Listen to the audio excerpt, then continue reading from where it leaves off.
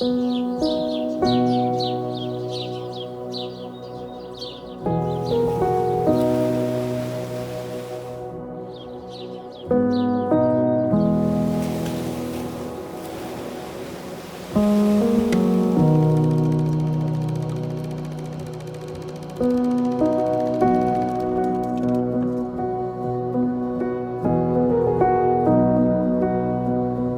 want to welcome each of you and thank you for being here. Your presence today is a gift, and you are here because your lives have been touched by one or both of these beautiful people. Thank you for surrounding them with your love, your encouragement, and your prayers as they begin this new chapter together.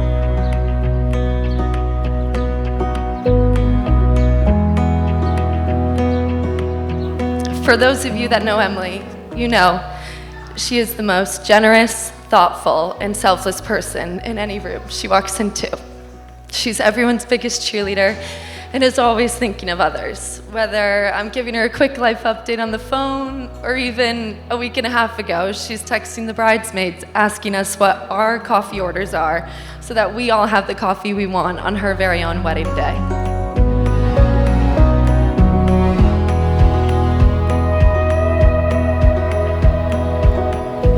So Emily, ever since you were a little girl, you had this strong sense of self, where you wanted to go, what you wanted to do, what you wanted to wear. You weren't in preschool more than a week before your preschool teacher started referring to you as the divine Miss M. And I'm pretty sure she meant that in the best possible way. But that was only part of your personality growing up. You just loved playing practical jokes. You played them on everybody. I know that because I was the butt of more than one of them.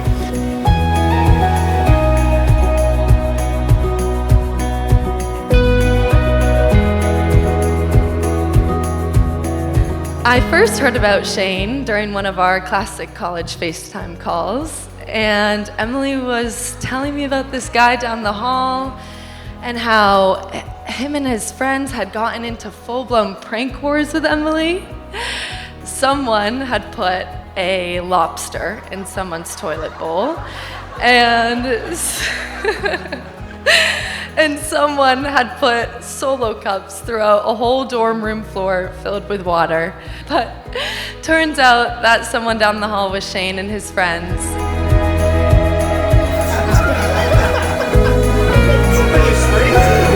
Well, tonight's not about competition, and honestly, me and Shane growing up, we were really never that competitive. We cared about each other. And some of my best memories in my life are with Shane, and when I think about it, it's not because of what we were doing, the activities.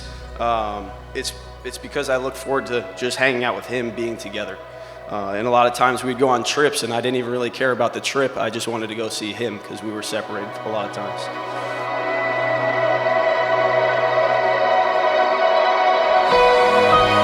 I remember the first night, though, that I met Emily. She came over to the house where we were making gingerbread houses. And as it tends to happen, a fun night of just making gingerbread houses turned into a competition. And we were going back and forth at each other about who was going to have the best house.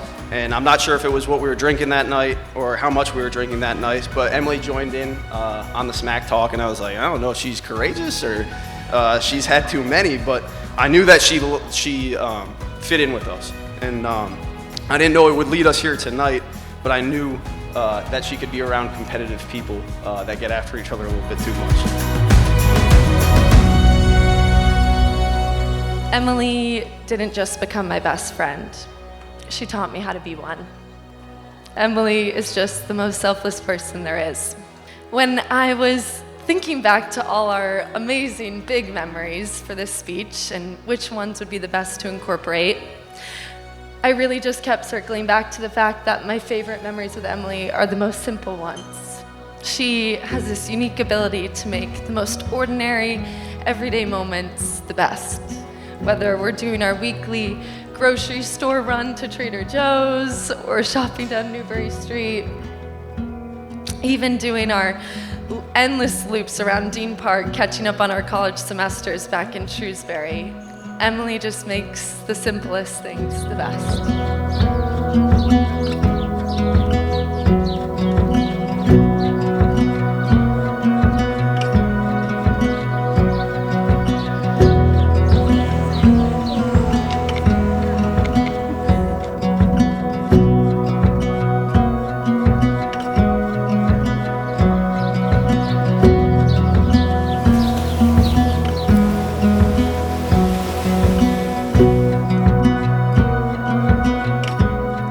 Today is far more than a beautiful ceremony.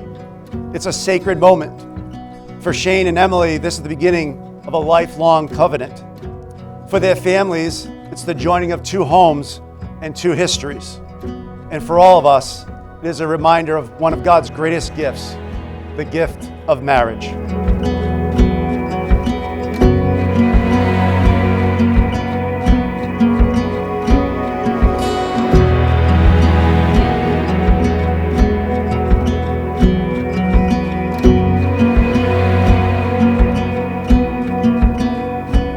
See, feelings may have introduced you to love, but covenant is what carries love through every season of your life.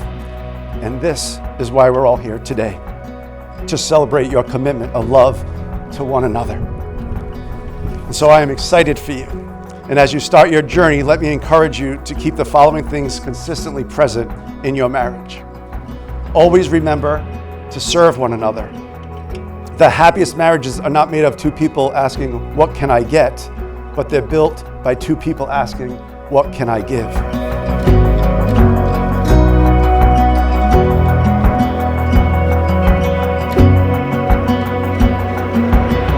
Shane, what started with jokes and harmless pranks became a friendship, and that friendship became the greatest love I have ever known. You stopped just being the person I wanted to talk to and became the person I couldn't imagine doing life without. Even when life took us across the country and we found ourselves navigating long distance, I never stopped feeling certain about us. Every late night FaceTime, nightly iPhone games, each countdown till our next visit, and the incredibly hard airport goodbyes only made me more certain that you were the one I wanted forever with. Moving to Utah was one of the biggest decisions I've ever made. It meant leaving behind family, everything familiar, and the place I had called home. It meant trusting that what we had built through a year apart was strong enough to build a life on. Looking back, I realized I wasn't just moving to a new state, I was moving towards the life we'd always dreamed of building together. And I would make that decision over and over again. Thank you for making me feel so loved in all the little ways that matter most. Thank you for making me laugh until my stomach hurts, for being the person I can always count on, and for making every place we lived feel like home. Today I promise to choose you every single day. I promise to be patient with you and to encourage you and to stand beside you through every adventure life brings our way.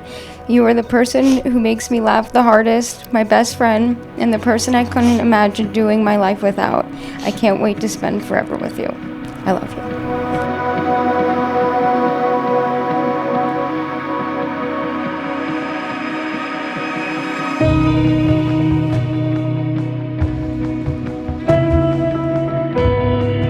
Emily, you have this way of making people feel seen, valued, and loved without ever asking for anything in return. Your kindness is effortless, your compassion is endless, and your patience is steady. Your selflessness so often puts everyone else before yourself. You have showed me that love isn't measured by grand gestures, but by the quiet, everyday ways you choose to care for the people around you. Watching you love others has made me love you even more. We had to grow up quickly. We had to make some hard decisions. We stayed up crying that one night talking about Utah and our plan, and we cried not because we were unsure of our love, but because we were fully aware of what we were about to lose in order to keep moving forward. Now, while those tears hurt, I've learned that some of the deepest love is proven in those moments of pain. But I vow to continue to love you through those moments. Love the way you taught me. I vow to continue to making hard decisions together. I vow to make you laugh, even when you don't feel like smiling. and to sit with you in those moments that calls for tears. Emily, you're the center of my world. So today and every day after this, I'll continue to choose you. I love you, Jenks.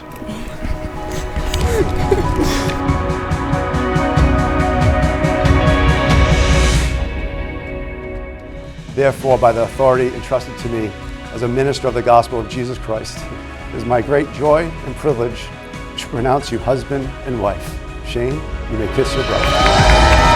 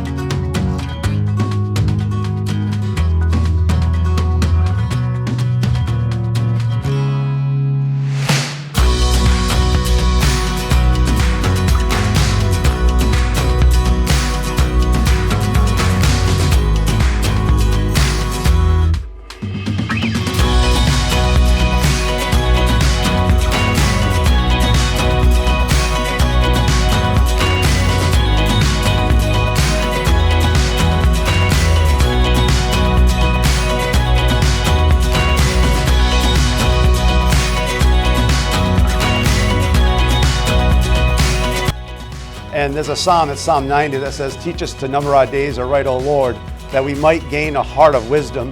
And what I love about that is there's a sense of urgency, right? Like we're not promised tomorrow. What you have is this moment, and it couldn't be more special and more beautiful and more powerful. So take it all in, take it all in. And then what you try to do from this day on is like live it out, right? You're making some beautiful promises to one another. And then each and every day you do your best to fulfill it. And that's the way that we live life to the fullest.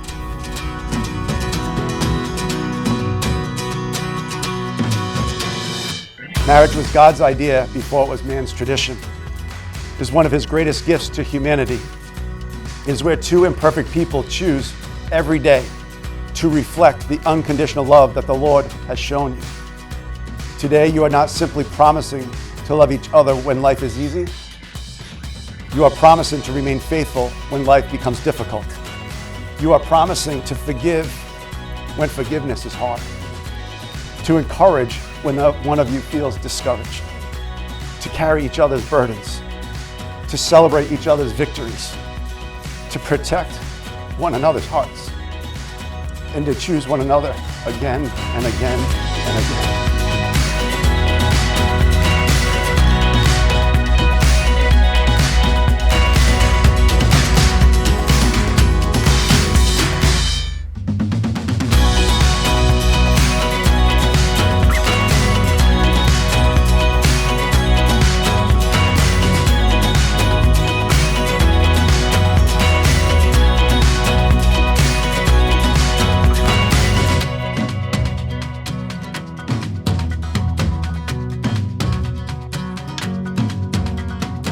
Will everyone please raise a glass to Emily and Shane. May your love always be worth scanning every sideline for. I love you. Cheers to you.